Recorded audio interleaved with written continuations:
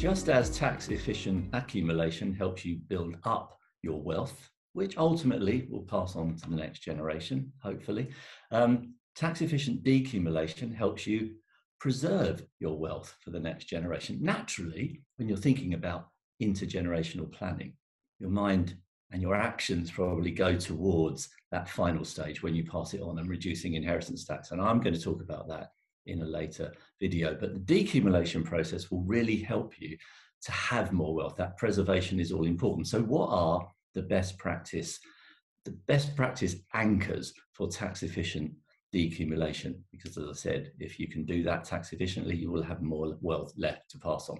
First, minimize the tax on what you draw out. And that just means, and I know all of this is revision, but it just means making use of your personal allowances, your other tax allowances, your dividend allowances, your dividend allowance, your personal savings allowance, and your nil starting rate payment as far as you can. Making use of the bond 5% withdrawals or top slicing relief to minimize the tax on what you take out from your investments.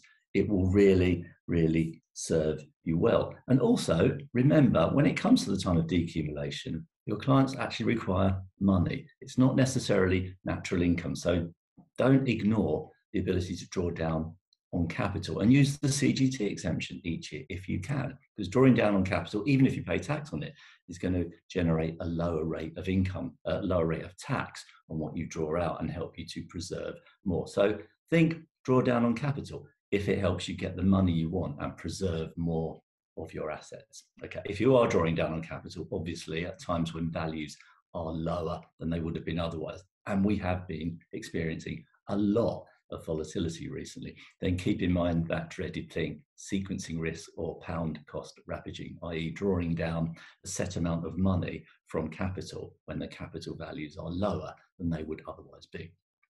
Second best practice principle, minimize the tax on the income and gains generated from what you've left undrawn on. So you're going to draw down something and leave your capital invested. If that can be invested in an environment where the income tax on the income and the capital gains tax on the gains is minimized or avoided altogether, so much the better, which of course leads you to think about not drawing down on your pensions or your ISAs if you can possibly avoid that.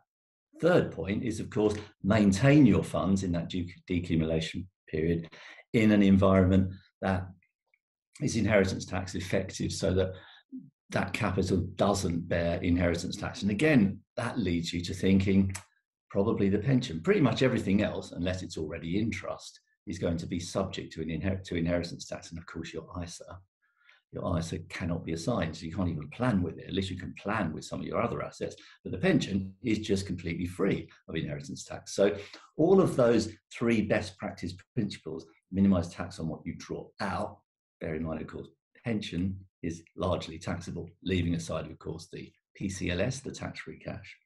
Minimize the tax on the income and gains that accrue from what you leave undrawn.